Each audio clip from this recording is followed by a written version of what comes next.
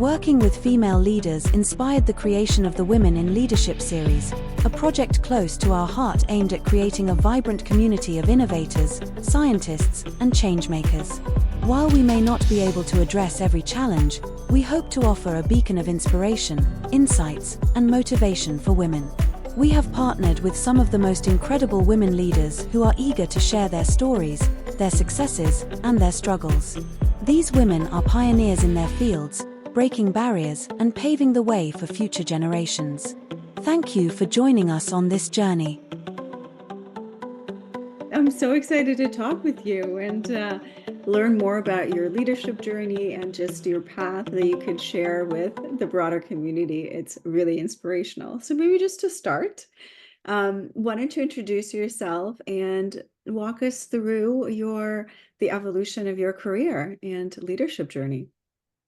Well, thank you, Diana. It's a privilege to be here with you today. My name is Stephanie Gandomi. I'm a genetic counselor, board certified licensed genetic counselor.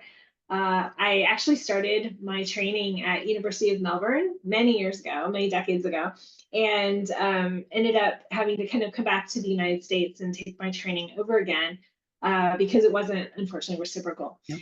The time we started, clinic was pretty much all that was available. A little bit of research and just the early stages of some laboratory professional jobs were available, but many of us went into clinical practice. So I started at clinical practice at Stanford Lucile Packard Children's Hospital in prenatal.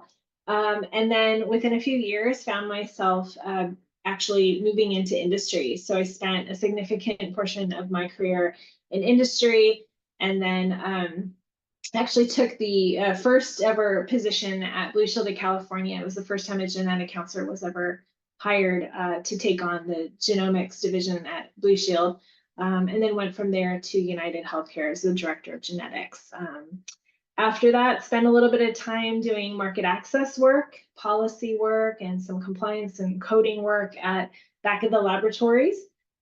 So then most recently left GeneDx and came to Southern California University of Health Sciences to now be the program director for a new MSGC training program. So very excited to be training the next generation of genetic counselors. Wow. I mean, so amazing. I had no idea, honestly. You had so many different pivots throughout your career and the way that you navigated and took opportunities. And that's so amazing and inspirational. I love that. Thank you. Well, it definitely wasn't expected, that's for sure. So it's probably likely that you've encountered some challenges along the way. Oh, most definitely. Yes. I figured as much. I mean, you have to. It's only human and it's only expected. And would you say, and maybe talk to me a little more, if any of those were perhaps specific to being a female in the industry within the biotech space at that time? And how did you handle it? Yeah, absolutely. I think that, it's not uncommon as a female in medical or in the scientific profession I feel like you just struggle a little bit. You have to work a little bit harder. And I found that to be even more so the case when I moved not only into biotech industry, but especially into the insurance field. Many of the leaders at the insurance companies were men, and and many of them had business backgrounds. And so, since I was a genetic counselor, I was also not a doctor, which was a challenge because we would be even creating medical policies, but we're not allowed to actually sit at the seat at the Yeah, table. that's tough. Policies. Yeah. So, encountered that, but it never got me down. I use it as an opportunity to pursue additional education, additional training, and then just continue to persevere and be persistent in that, to have my voice heard. And as a result, we were able to actually make some pretty tangible change in those areas. I love that. There are so many key lessons that you've just articulated around resilience, about not taking the opportunity to advance your career, to take the next step, to be that person that you feel it has a seat at the table and is valued and respected and have earned it. And that's so admirable. I love that. Thank you. It wasn't always easy. But I think that, looking back now, I feel very just, very happy and satisfied that I was able to work through those barriers and to push forward, not to let them stop me from achieving my own goals, but also to move, to help move the profession forward. Yeah, absolutely. So now I have to take this opportunity and naturally ask you, what advice would you give to maybe either your younger self or to women who are, 20, graduating college and just ready to enter the corporate world? Yeah, absolutely. I would say, and it's funny, I actually have a daughter right now who's in her 20s about to enter into her professional life. Who I'm So, sure listens to you all the time. right, exactly.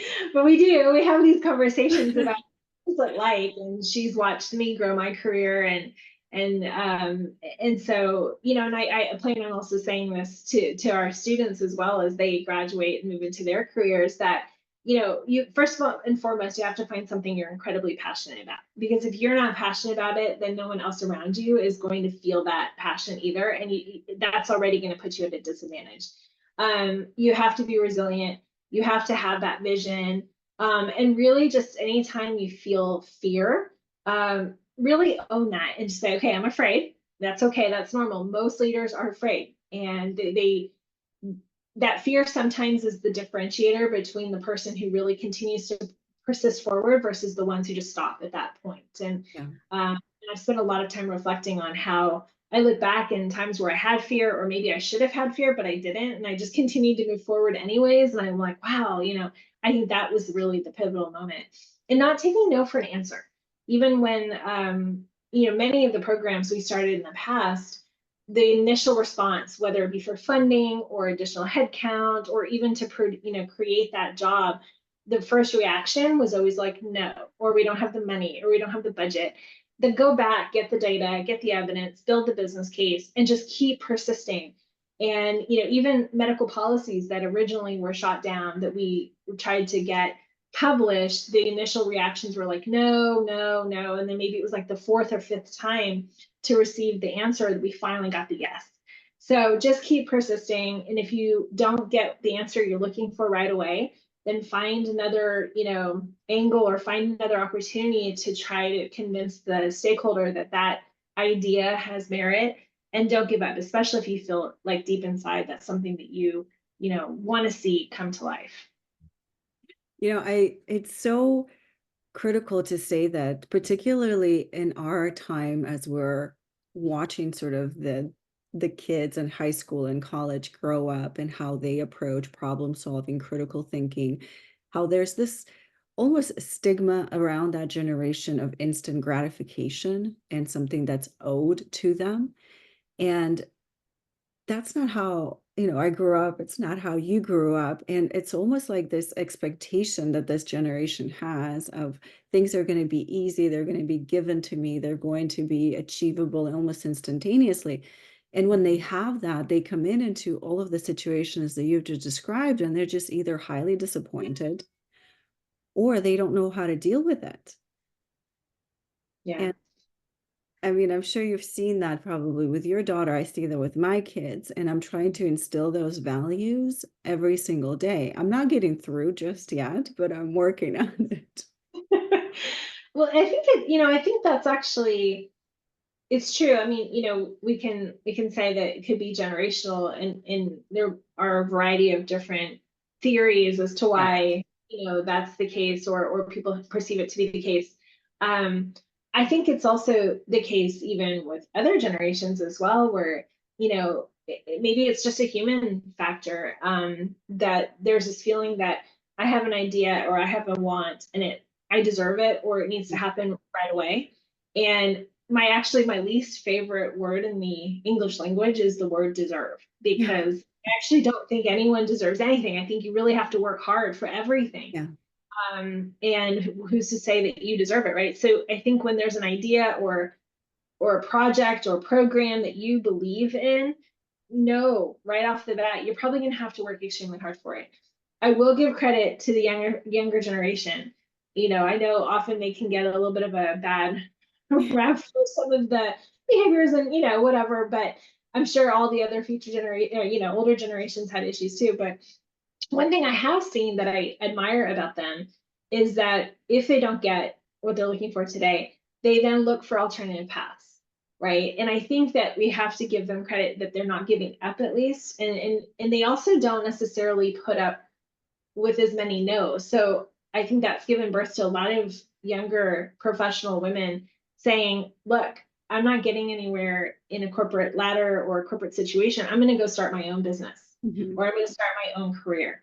And I think that's fantastic, right? To be able to do that. And I'm actually hoping to see more and more genetic counselors who may be getting frustrated with current job markets or hospital systems or, centers with lots of layers of politics, to say, the heck with this, let's go. And I have everything I need inside of me to start my own career, my own path. And we're starting to see that more and more. And I commend them tremendously for doing that. That's awesome. I love that. So I guess let me ask you a different question, just to be the devil's advocate here. But have you ever felt like giving up? Was there a moment where you felt like it's too hard, it's not worth it? And how did you overcome that? Absolutely. I think, it's funny. It's a great question because I think everything that I've done, I've always felt like giving it up at one point, right? Because it's hard. None of this is going to be easy. And I think that, even getting through grad school, there were times where it was like, am I making the right decision? Am I in the right place? Right. And I think that those are those kind of walls that you've hit in your decision, in your journey, in your life that test you.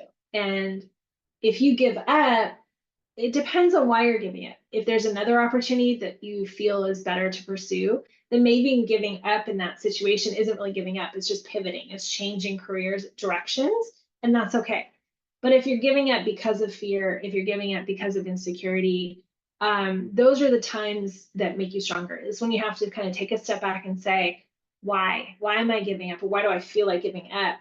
And if that's out of emotion, then I challenge you or challenge the person to really push through that, because you'll get to the other side of this and be like, wow, I wanted to give up. I didn't. I feel incredibly proud of myself for making it through the other side, and the reward will be there. So just continue to kind of push through those moments. But I think you just have to reflect and figure out why. And it's natural to feel it. And I think the harder the challenge, the harder the project or the reward, the greater the reward, the more likely you might actually feel like giving up. But that's also what differentiates people from being, kind of more average to being actual leaders. Or the leadership folks don't give up. They just keep persisting through it. And that's such an interesting point, and something that I've seen sort of in practice and working with executives is that increased level of mindfulness and self-awareness, that they're able to ask the challenging questions, they're able to address it and take ownership of whatever they're feeling to take that next step. If I'm afraid now, why am I afraid? What can I do? It's not like it's going to stop me, but what tools do I have in my toolbox, or what tools can I get to get me to that next level? It's almost like giving up is not even an option. It's just, what can I do differently to solve whatever is challenges before me at the moment? Oh, absolutely. And I think, again, there's a difference between, giving up or resigning versus pivoting or making a change. Yeah. We can look at any product on the market, its initial prototype versus what it looks like today, perhaps like a car, computer. Of It course. went through an evolutionary process, right? So it wasn't like they gave up on the prototype. It was just that they evolved. And I think we have to evolve from who we are in the beginning of our careers to who we want to become. And having that vision, I often will tell students, create a vision board, Yeah. or put it out on paper, or say it to someone. You're more likely to make your way through those challenges and get to your end goal if you're actually manifesting it yourself. But sometimes that giving up may be masked in just a change. Maybe you start down a path and you realize as your career is growing that there's an alternative that's more interesting, exciting, aligned with your personal goals, and that's totally fine too. So you just have to do that reflection, and I think it's an opportunity to get a mentor as well, to Yes. have a professional mentor or a coach work with you, because you'll hear a lot of people say a lot of things to you. You can't do that. That's not possible. You should do this. You shouldn't do that. But really, at the end of the day, you have to do what's right for you. Mhm. And that's where having a coach or a guide or a mentor can be a really great resource. I love that. And I'm going to sort of zoom in on one phrase that you mentioned around evolution. Naturally, of course, something we love being in a biotech space, but it speaks to our ability as humans to adapt and evolve, and those who do thrive, those who don't probably don't do quite as well. And as you look at sort of your experience within the leadership ladder and the corporate environment and being in all kinds of industries, starting out first as a genetic counselor in a clinical space and evolving from there, where do you think we're headed? Where do you think that there's shifts within the leadership spectrum? And what do you love about it? What do you gravitate towards? Absolutely. I think that we're in a time, an interesting time right now in our profession, where although we are seeing some job loss and we're seeing some changes in the job landscape for genetic counselors, we're actually also seeing more genetic counselors in senior leadership positions than probably ever before. I also think we're seeing more genetic counselors creating new and novel jobs and opportunities and moving in different directions. So again, it's not about necessarily giving up on what you thought your career would look like, but rather taking that moment, that mindful moment, and saying, I'm going to do the self-reflection, dig deep, think about what I love about why I became a genetic counselor, what's my vision, what's my goal, pushing past the fear and really challenging this current and next generation of genetic counselors to branch out and grow in new ways, right, that never existed before. I would love to see future, current and future gen counselors having positions and leadership jobs and owning companies and running clinics like never before. And I think that that's going to be the evolution of our profession as a whole. I can assure you, when I was a student, I didn't expect to be having the journey that I did. And so I'm always telling students, you're probably not going to have the career journey that you're expecting today, but be open-minded and embrace the change and be a part of it and make it as it happens in real time. Yes, that's amazing. That's that's so impactful and so true, right? Being open to outcomes is where it's all at. It's completely and entirely true. And I promised to keep it short and sweet. So I know I'm running out of time. So with that, just any last thoughts or ideas that you wanted to share with us? I think one thing that I have spoken with my own daughter about frequently are two really important pieces. One is listen to your gut. Your gut is so strong. You know what's right for you. You know deep inside. Listen more to that than other people around you.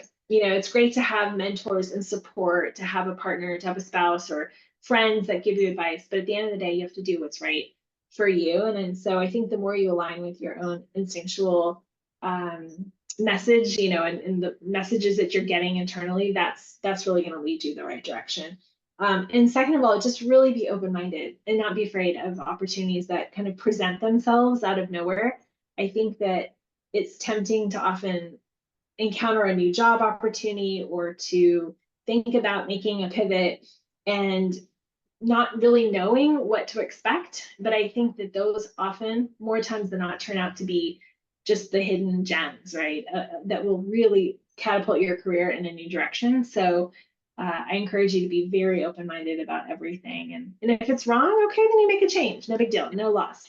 But I'm glad I did personally. I made it many times. I made a decision to just take the leap, and in the end, I don't regret any of them. That last thought about taking the risk, saying yes, being open to outcomes. And if it's not working out, there's always an opportunity to change, is something that every single person I've talked to so far has said. Right. Yeah. Isn't that interesting how that theme alone has carried through every conversation that we've had in this series? Yeah. It's probably because it works, right? Right. That's so true. Yes. Well, thank you so much. I've learned so much about you, and I love it. It was such an honor and a pleasure to be here with you today. I love what you're doing, so keep doing it. Awesome. Thank you so much.